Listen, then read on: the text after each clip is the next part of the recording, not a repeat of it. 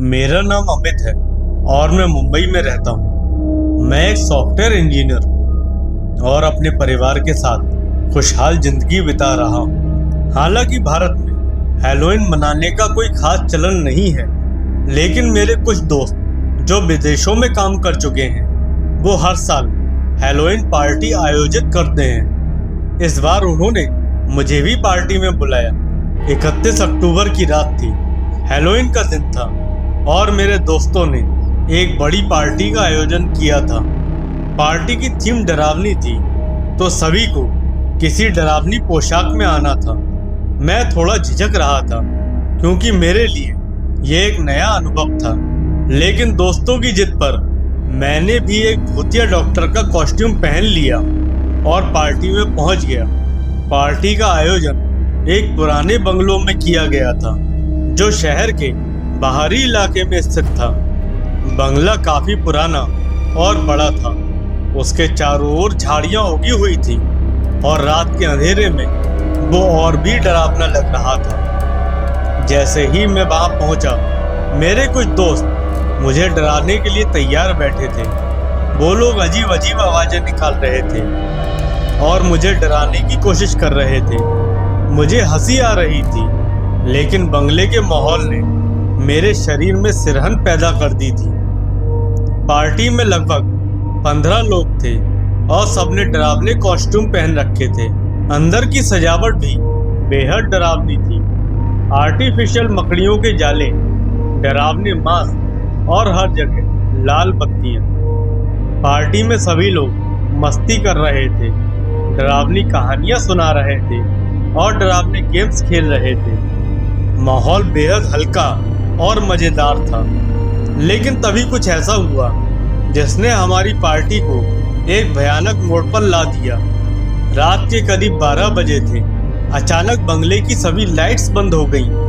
पहले तो हमने सोचा कि ये कोई प्रैंक है। कुछ लोग हंसने लगे, लेकिन जब 5 मिनट बाद भी लाइट नहीं आई तो हम थोड़ा परेशान हो गए। चारों ओर घना अंधेरा था और सिर्फ हमारे मोबाइल की फ्लैश लाइट ही काम कर रही थी। तभी दरवाजे पर जोर जोर से खटखटाने की आवाज आई। हम सभी चौंक गए। बाहर कोई था।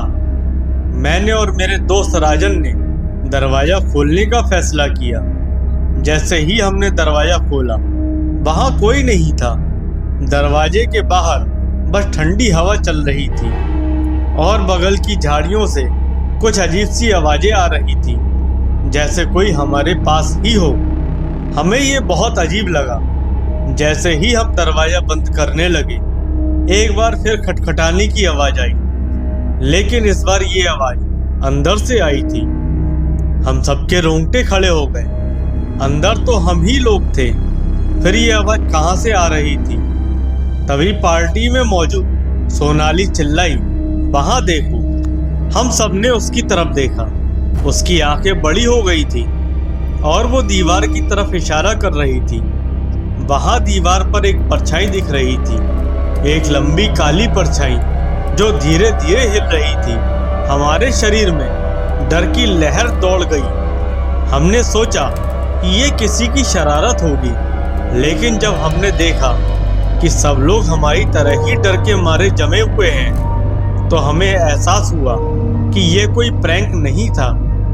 तभी अचानक उस परछाई ने एक डरावनी हंसी की आवाज निकाली और वो दीवार से अलग होकर हमारे सामने आ गई। अब वो परछाई नहीं थी, बल्कि एक वास्तविक आकृति थी। उसके चेहरे पर कोई भाव नहीं थे, बस खाली आंखें और काला लबादा पहने हुए वो हमारे सामने खड़ी थी। उसकी हंसी हमारे कानों में गूंज रही थी और हमारे दिल की धड़कनें तेज हो गई थी।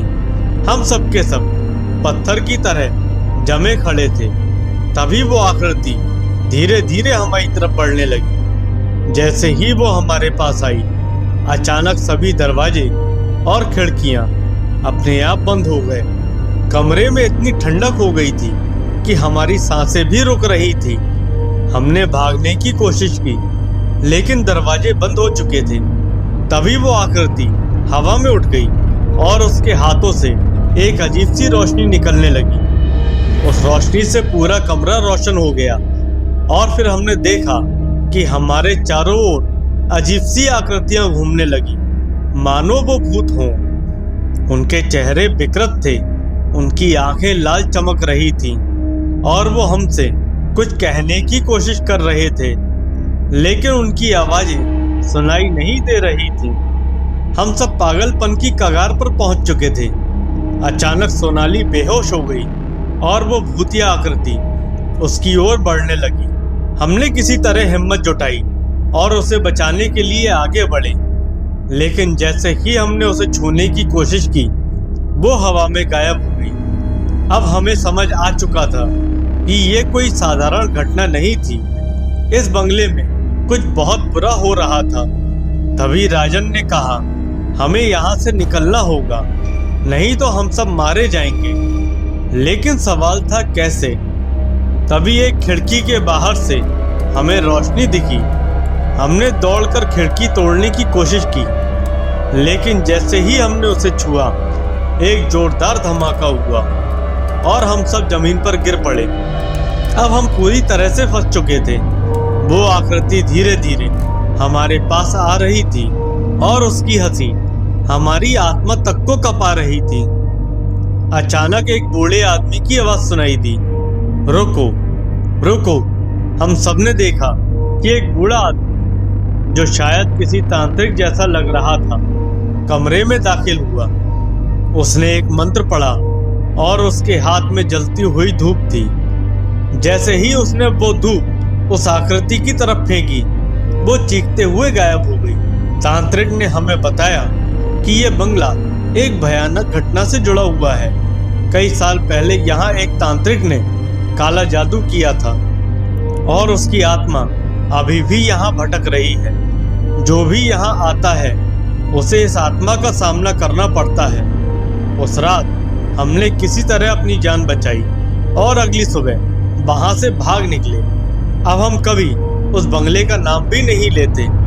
हैलोवीन की वो रात हमारे लिए एक डरावना सपना बनकर रह गई। हैलोवीन के इस डरावने अनुभव ने हमें ये सिखा दिया कि कभी कभी हम जिन कहानियों को मजाक समझते हैं, वो सच भी हो सकती है।